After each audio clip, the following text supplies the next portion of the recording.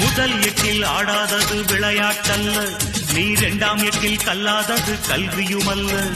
மூன்றாம் எட்டில் செய்யாதது திருமணமல்ல, நீ நாலாம் எட்டில் பெறாதது குழந்தையுமல்ல. ஐந்தாம் எட்டில் சேர்க்காதது செல்வமுமல்ல, நீ ஆறாம் எட்டில் சுற்றாதது உலகமுமல்ல. ஏழாம் எட்டில் காணாதது ஓய்வும் இல்ல, நீ எட்டாம் எட்டுக்கு மேல இருந்த நிம்மதி இல்ல. எட்டு எட்டாம் மனுஷ வாழ்வ பிரிச்சுக்கோ.